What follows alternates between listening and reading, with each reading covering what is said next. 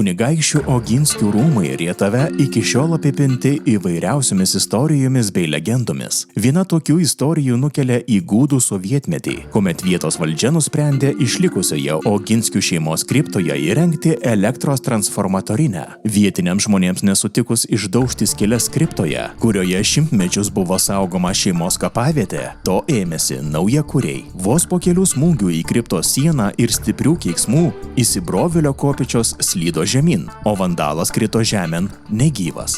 Nusilaužęs sprandą, dar ir šiandien Rietavo senbuviai sako, Dievas pakarojo.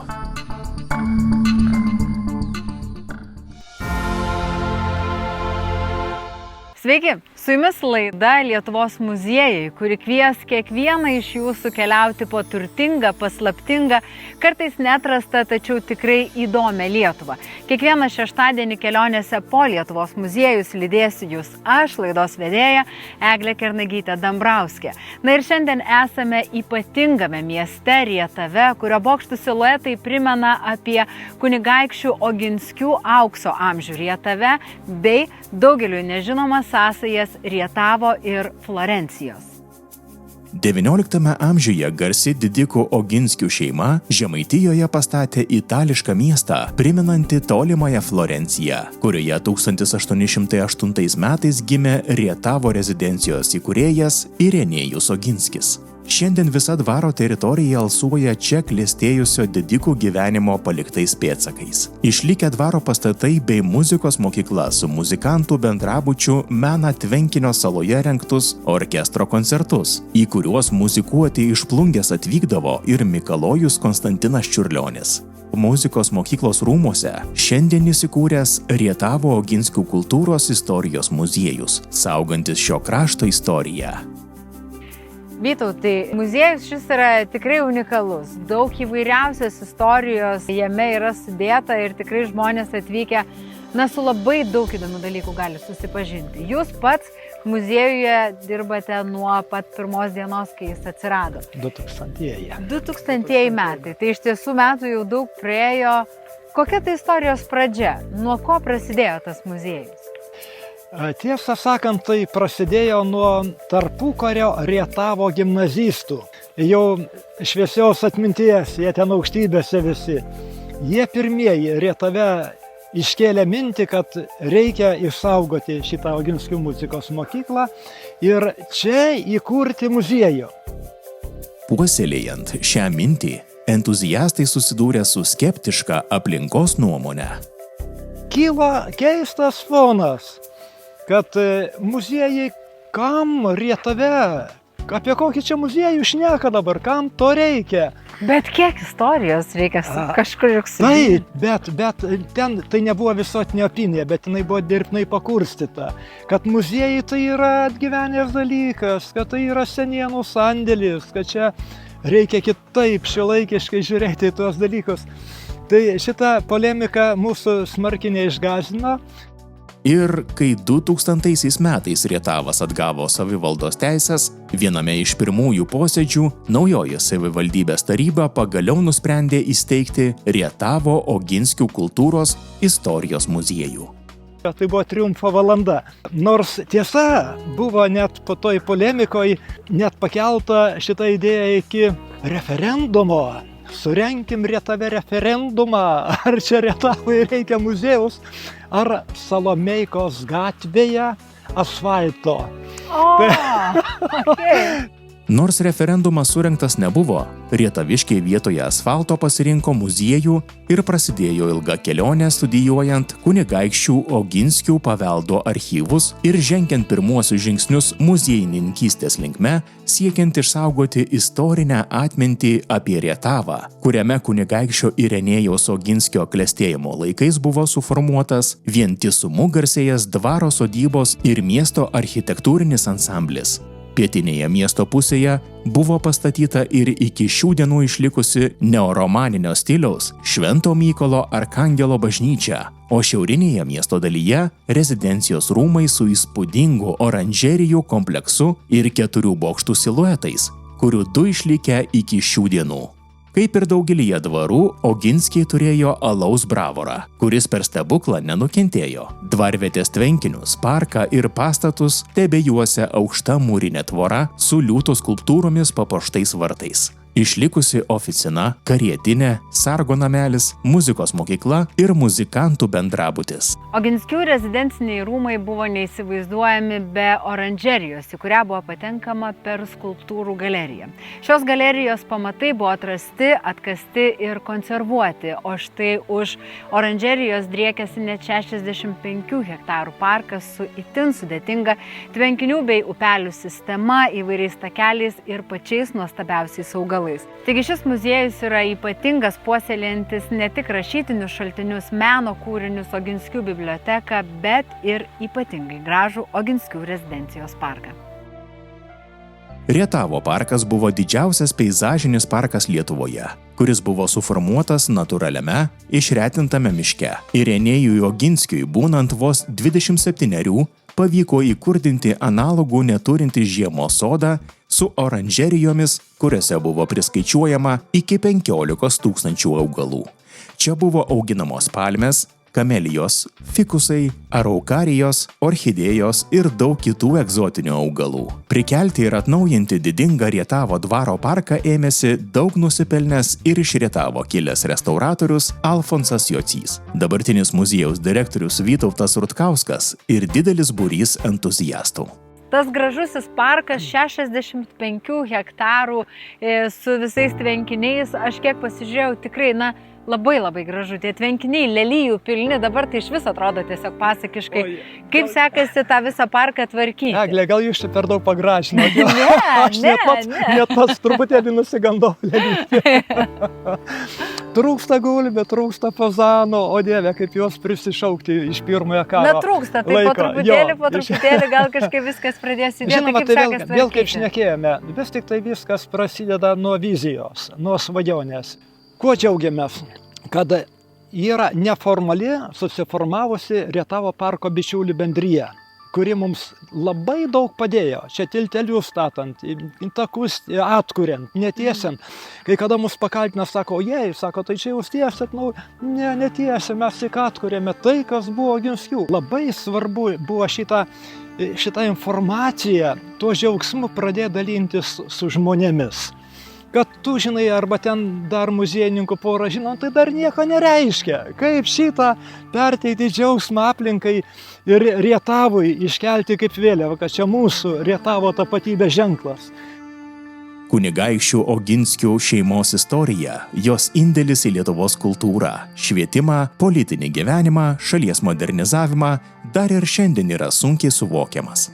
Sunku suprasti, kaip XIX amžiuje per neilgą laiko tarpą Oginskiams pavyko pastatyti Rietavo miestą. 1882 metais įvesti pirmąją telefono liniją, o 1892 metais elektrą, rengti žemės ūkio parodas, suburti orkestrą ir remti talentingus kūrėjus. Tuo pačiu kaupti meno vertybės ir biblioteką, puoselėti oranžeriją bei parką. Pamatinė reikšmė tai yra mūsų pačių istorijos, mūsų pačių pagrindo suvokimas, ant ko mes stovime ir kas mes esame. Kada mes žinom, iš kur mes ateiname, mums daug lengviau orientuotis erdvėje ir suvokti save. Todėl tas atminties susigrąžinimas yra vienas iš svarbiausių elementų. Kada žinai, kad toje žemėje, kurioje tu gyveni, kuri tave maitina, yra gilios istorinės šaknys ir ta istorija siekia kelis šimtus metų ir kad tie pasiekimai prieš tave gyvenusių žmonių džiugino ir stebino Europą, kad daug pirmųjų dalykų yra atsiradę būtent čia, nes Rietavas iš tiesų buvo klestintis ūkis, klestinti valda gana ilgą laiką. Čia daugybė inovacijų buvo diegta visų pirma Lietuvos visos mastu ir netgi Europos mastu. Viso to suvokimas kelia visų pirma ir pasididžiavimą, o kita vertus platesnis suvokimas mūsų pačių kultūrinio lauko.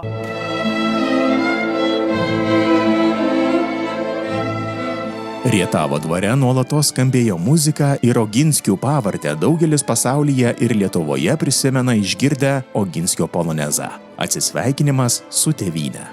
Neatsitiktinai Rietavo Oginskių kultūros istorijos muziejus įsikūrė pirmojoje Lietuvos muzikos mokykloje, kurioje mokiniams Oginskis mokėjo stipendiją, maitino, išlaikė, pirko instrumentus. Šioje vietoje nekartą lankėsi Mikalojus Konstantinas Čiurlionis, kuris čia grodavo Oginskių organizuojamose šventėse.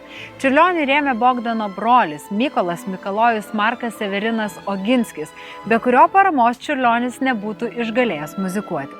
Tad kviečiu draugė su manimi keliauti į muzikos mokyklos vidų ir susipažinti su tuo, kasgi ten yra iš arčiau. Rietavo dvaro likimas buvo tragiškas. Pirmajam pasauliniam karui einant į pabaigą buvo plėšiamos muziejinės rūmų vertybės. Kareiviai pasimėgaudami šaudė fazanus, gulbes, pradėtos kirsti parko alėjos. Nors rūmai buvo nušluoti nuo žemės paviršiaus, tačiau pavyko išgelbėti nemenką dalį oranžerijos augalų, bibliotekos, meno vertybių, kurias rinkdami po kruopelytę jau ne vieną dešimtmetį muziejininkai bando atkurti didingą kunigaikščių šeimos istoriją.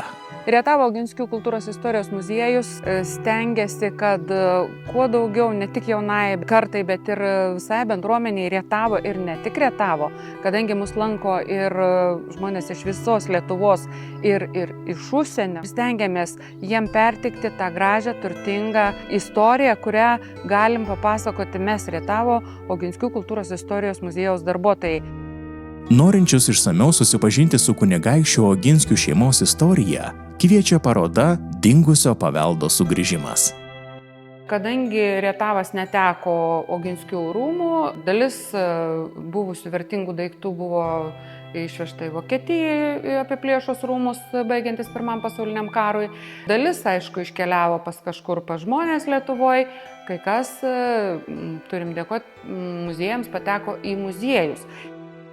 Vos prieš keletą metų iš muziejaus Alka sugrįžo keletas Oginskių rūmams priklausiusių meno kūrinių, itin įspūdingos koloninės vazos, baldai ir vienintelė išlikusi italų skulptoriaus Romanelli skulptūra – Jaunystė, kuri stovėjo Oginskių rūmų skulptūrų galerijoje vienoje iš 4 nišų.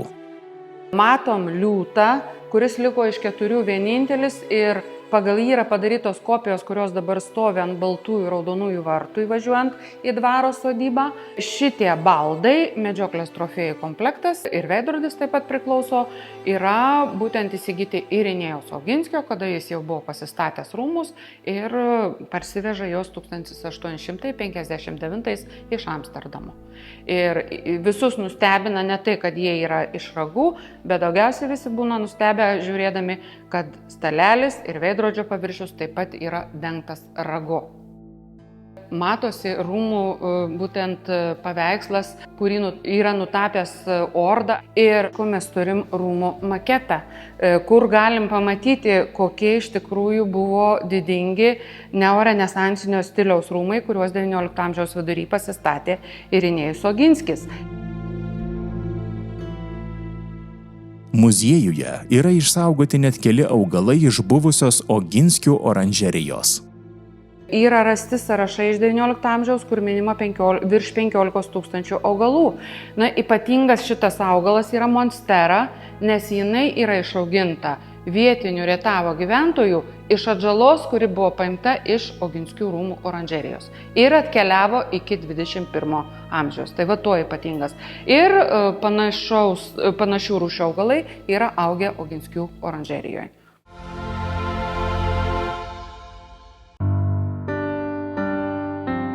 Pats muziejus, jisai kokių veiklų turi, ką jisai gali pasiūlyti, jeigu mes norime pakviesti žmonės atvažiuoti į Rietavą ir aplankyti šį muziejų?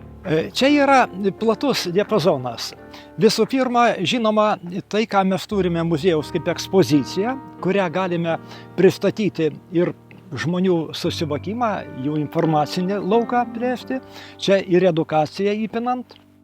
Neužsidarom savo, tarkime, tarp tų 4 sienų ir parko, o visokiojopai stengiamės būti naudingi savo kaimynam. Gimnazijai mūsų, Lauryno Ivinskio gimnazijai, mes jam paskaičiavau, užpernai turbūt 6 parodas jiems atvežėme iš Vilniaus, iš Seimo, kur su valstybingumu susiję dalykai, arba kitas parodas su meno mokykla, Rietavo Mykolo Kleopo Oginskio meno mokykla.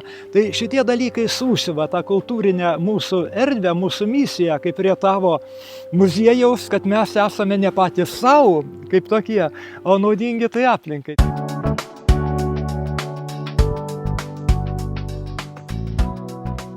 Jau tradicija tapo 2 dešimtmečius rengiamos Europos paveldo dienos Rietave, kuriuose dalyvauja ir mokslininkai, ir bendruomenė. Na, tai yra kunigaikščiams Oginskiams ir jų paveldui skirta jau 20-oji Rietavo kultūros istorijos muziejaus rengiama konferencija. Tai yra mokslininkų, kultūrininkų, muziejininkų susitikimas, kuriame įvairiais aspektais analizuojamas kunigaikščio Oginskių istorijos kelias Lietuvoje, aprėpiant tiek muziką, paveldą, politinę, kultūrinę, ekonominę veiklą, o kartu jų rezidencijų istoriją, na ir žinoma Rietavo istoriją, nes puikiai visi žinome, kad kunigaikščio Oginskių kelias Lietuvoje iš tiesų siejasi ir su Rietavo istorija.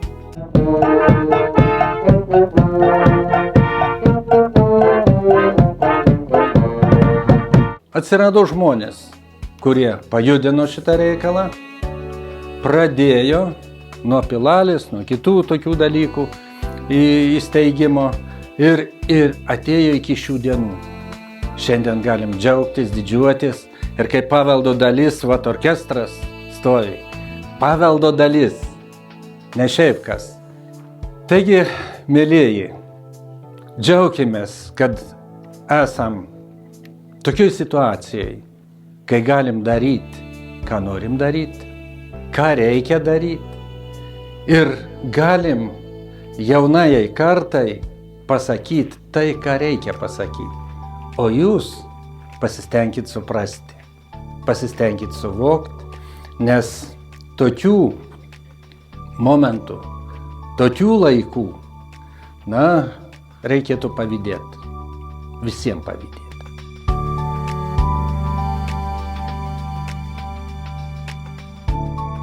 O Vytautai, konferencija, kuri šiandien vyko čia muziejuje, gal galite šiek tiek apibendrinti, apie ką ji buvo ir kokia svarba jos yra? Mes prieš 20 metų, kaip bebūtų, įbridome į Oginskianos erdvę. Tai tų 20 metų tarsi tyrimų ir leidybos, ir rašytinių šaltinių sklaidos apibendrinimas tarsi tos veiklos ir gairių tų strėlių svajonės pametėjimas į priekį. Nieko atsitiktinio gyvenime nėra. Tai štai prieš pusmetį laiko užsimezgė ryšiai su Bydgoščiaus universiteto profesorium Richardu Novicki, kuris šiandieną mums valandą laiko prisiuvo su vertimu ir mes sėdėjome ten, kaip sakyti, prie apažę, prie šalę, klausydami, kasgi čia darėsi, kasgi privedė šitą unikalų dvarų kultūros židinį, Oginskių rezidencijos rūmus prie katastrofos.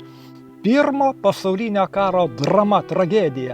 Čia fronto linija, galima sakyti. Vokiečiai iš tenai, Maskolė iš tos pusės.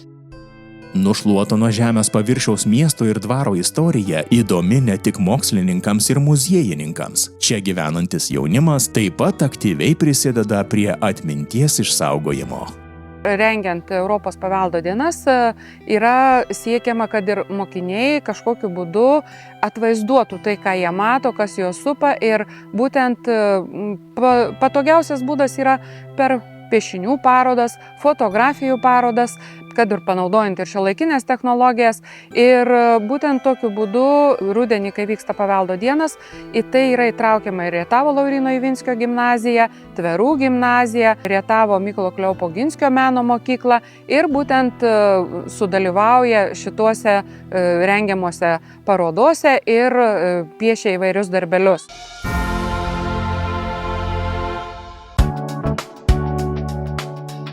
O jūs, Vytautai, jau tikrai ne vienerius metus muziejuje dirbate, įvairiausius archyvus vartote. Ar vis dar atsiranda kažkokių dalykų, kurie jūs patį nustebinot, kur sužinot ir sakot, wow, šito dar apie Oginskių šeimą niekada nežinojau?